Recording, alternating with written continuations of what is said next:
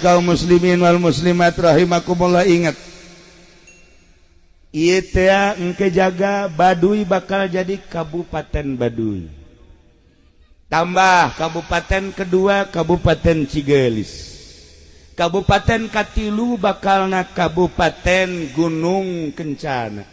Kabupaten kaopat bakalna Kabupaten Cibaliung. 4 kabupaten insyaallah bakal memenuhi persyaratan jadi provinsi. Jadilah engke Provinsi Ujung Kulon.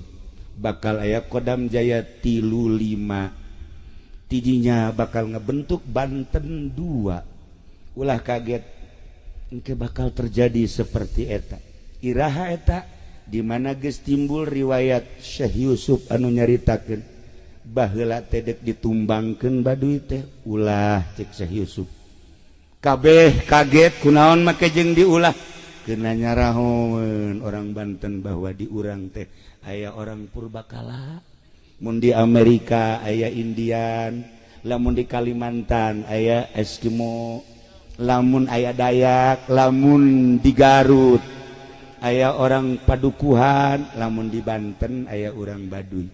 Baduy kebagi 3, aya Baduy Rohimah cek Syekh Yusuf, aya Baduy Rohyati, aya Baduy Rohmati. Baduy Rohimah, Baduy anu bakal arasuk Islam, nu bakal ngebantu di mana geus terjadi Provinsi Banten 2, bakal terjadi peperangan, nu bakal dibantu ku Baduy Rohimah. Baduy nu kadua adalah Baduy Rohayati, nu hirup antara mempertahankeun Islam jeung mempertahankeun aslina kabaduyan, yakni sok disebut tradisi. Nu katilu adalah Baduy Ruhmati, otomatis rohna mati. Istimewa Syekh Yusuf ngomong teh hampir-hampir teu kaharti ku urang. Sugan teh manu katilu teh Baduy Rohmati, horeng ruh mati. Ruhna geus teu bisa diganggu gugat. Nu pertama berjuang asup ka lembur Baduy. Ia adalah seorang utusan Banten nu sok disebut Wijaya, nu pernah basantren nyana ka Jawa Tengah ka Jawa Timur, memperjuangkan Islam asup ka negara. Nah, padahal geus dilarang ku karuhun Banten ulah waka heuladan Wijaya. Kulantaran nyana boga titipan ti guruna kudu diperjuangkeun bae. Nyana terus berjuang, ternyata gelutlah nyana jeung oray. Rupana rupa orai, tapi di dia nama ke mahkota kerajaan. Tidinya terus jana berjuang memperjuangkan Islam, tapi Allah belum menghendaki. Nah iyalah tumbanglah nyana. Di ditu aya kuburana di Baduy.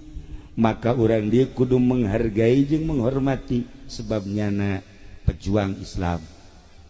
Nu engke bakal aya nu berjuang di tetesan ti Syekh Yusuf, berarti teh Syekh Maulana Hasanuddin ketika Banten 2 geus berdiri.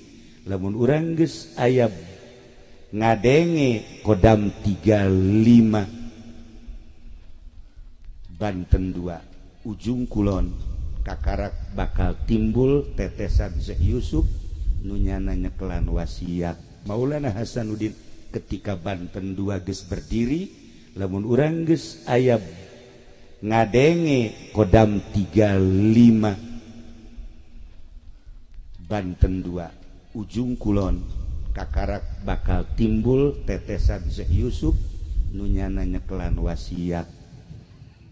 Nyana nyekelan wasiat bakal numbangkeun Baduy anu boga ilmu pucuk umun. Ilmu pucuk umun diakui ku ilmu Banten. Istimewa luar biasa. Itulah para jamaah kaum muslimin wal muslimat rahimakumullah. Nu mantak lamun ku Syekh Yusuf harida ditumbangkeun Baduy, urang moal nyaho.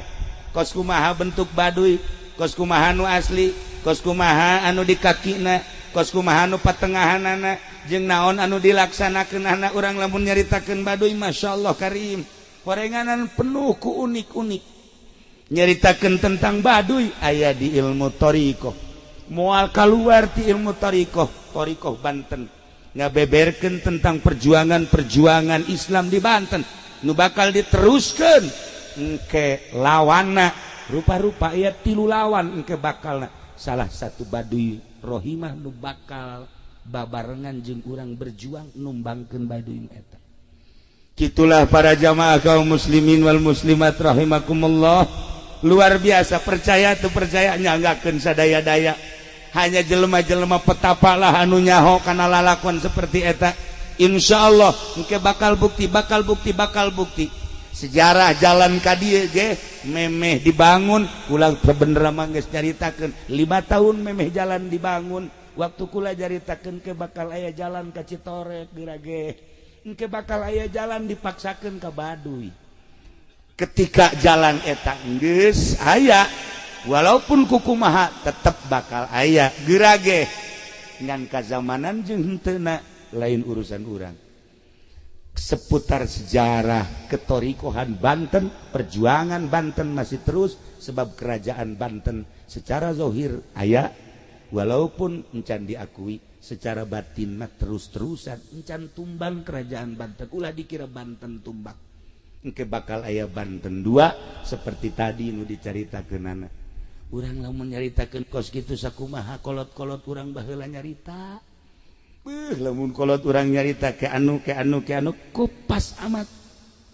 Itulah para jamaah ulah sieun nu penting mah rawat bae diri urang, rawat bae keyakinan urang eta mah hanya lalakon nu boga lalakon. Sebab aya kesultanan di mana aya kesultanan aya raja, berarti raja teh memperjuangkeun syariat Islam. Atuh meureun kudu aya lawan. Di mana neuk berjuang namun lawan mah atuh ja kiai ge unggal poe teh ieu teh sabenerna mah berjuang.